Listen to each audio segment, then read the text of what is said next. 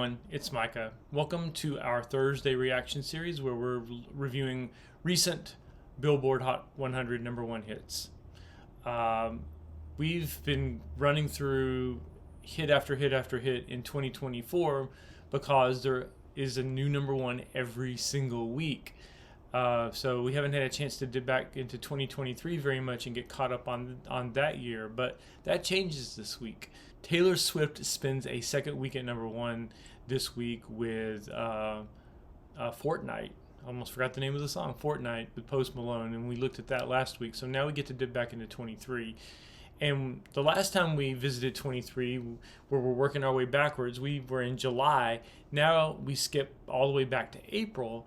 And the reason for that is because in the interim, for most of the spring and early summer of last year, Morgan Wallen basically squatted and stayed at #1 for the better part of 3 months. So that takes us all the way back, and we reacted to him as the #1 song of all of 2023 way back. That was actually my very first reaction video, so we're not going to do that again. Instead, we're going to go to the one that preceded him, and that was SZA, who had #1 in April of last year with Kill Bill. I know Kill Bill was one of the biggest hits of last year, and it stayed on the charts forever, so I'm a little surprised that it only spent 1 week at #1. It seemed like it was everywhere. It was at least near the top of the charts for a very, very long time.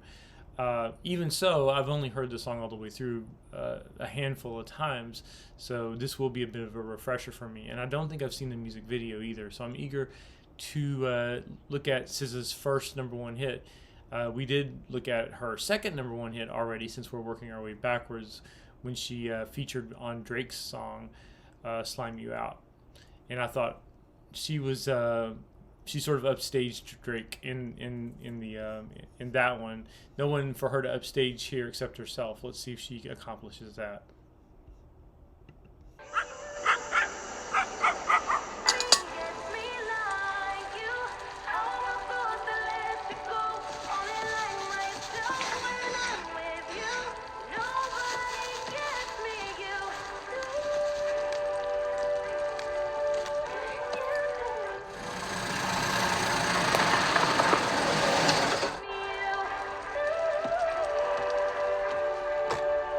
I wish it didn't have to be this way.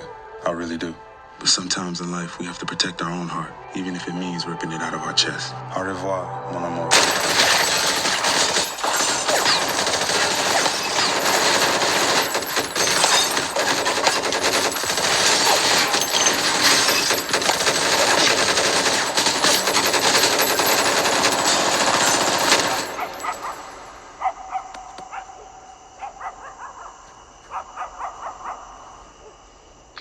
That's one way to open a music video.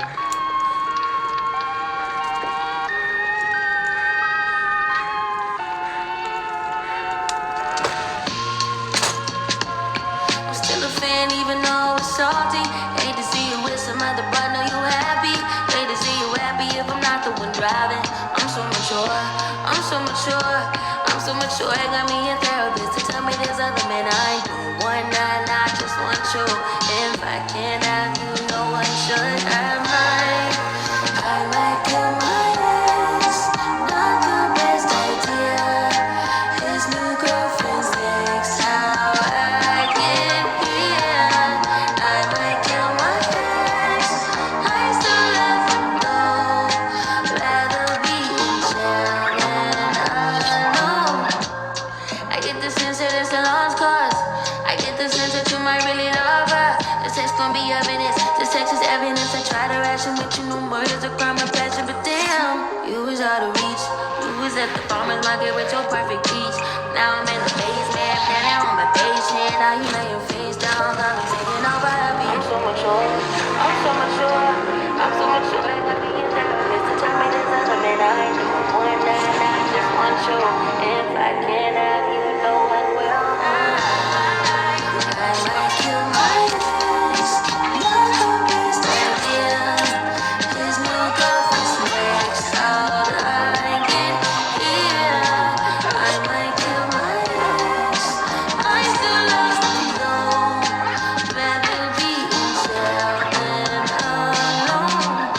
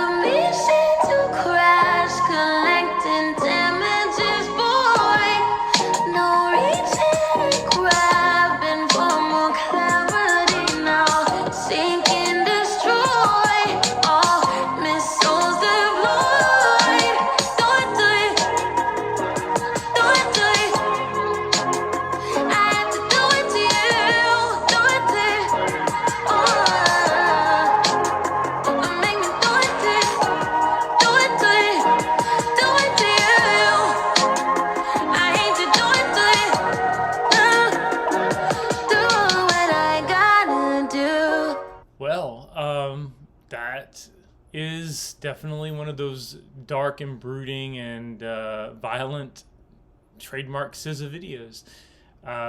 There's a lot of associations here that I want to unload on this reaction. But first and foremost, I just have to say I really appreciate the panache with which SZA executes her trademark style. No one else can really, that I'm aware of, can really get in the pocket and do exactly what she does, the way she does it. It's such a distinctive thing that she has going on, and it's just so, it's so cool. It's just like she's quite possibly the coolest artist on the scene today.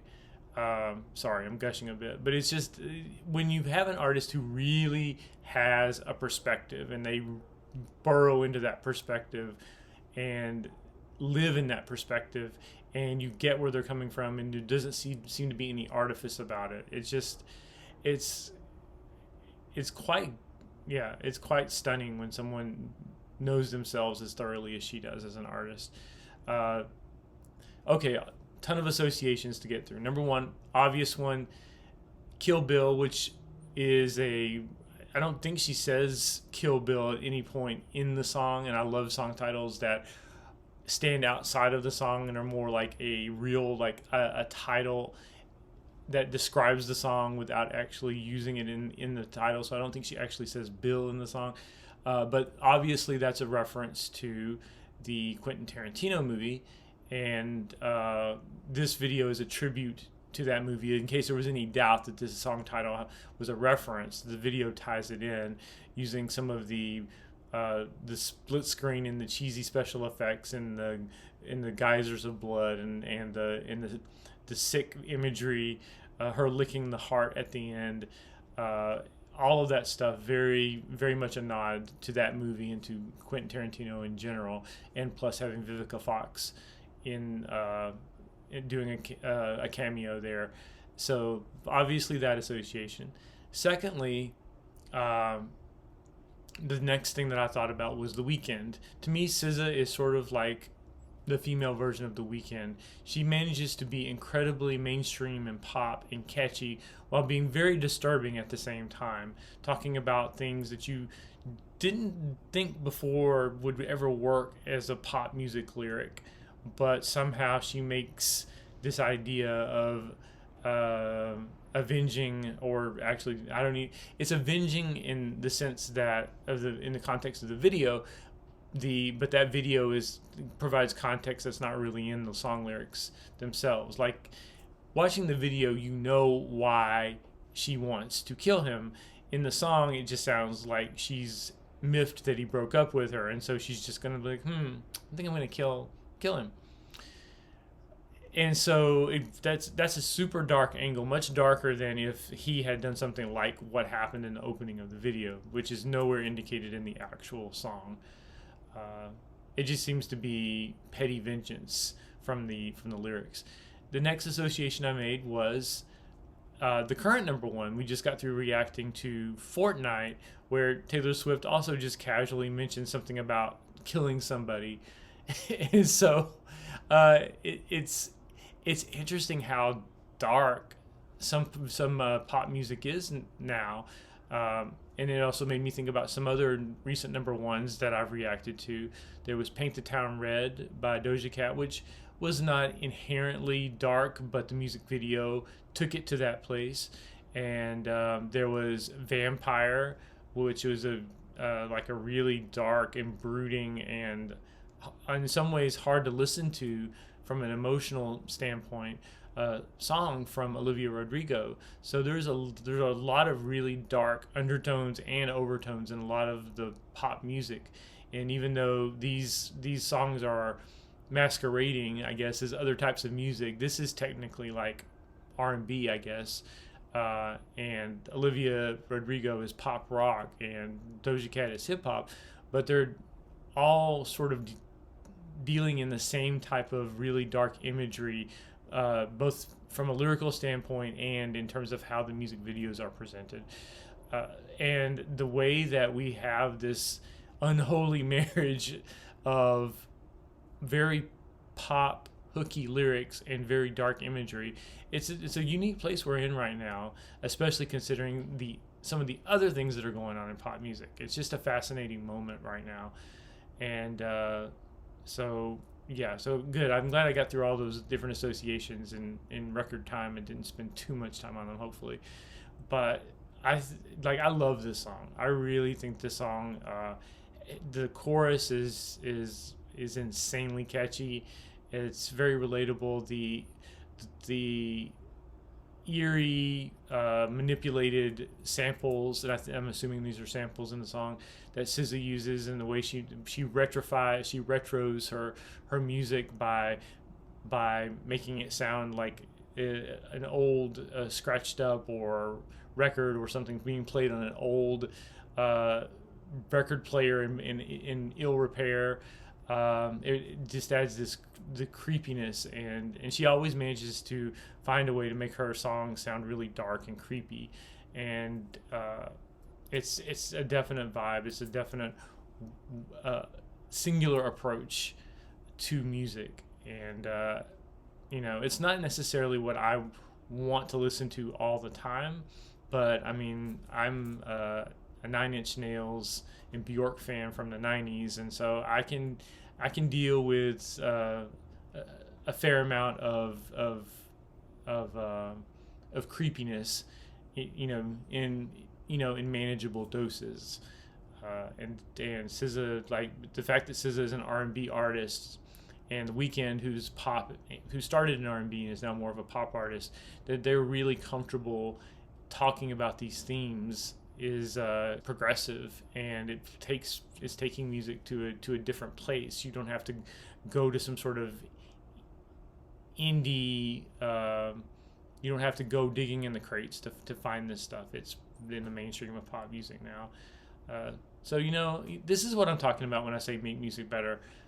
There's all kinds of really exciting things going on in music. People tend to focus on the things that aren't so great, but some of these trends that are happening are like really exciting and really intriguing, if nothing else. And I'm eager to hear more from her and see how SZA develops as an artist even further as her career goes along. Right.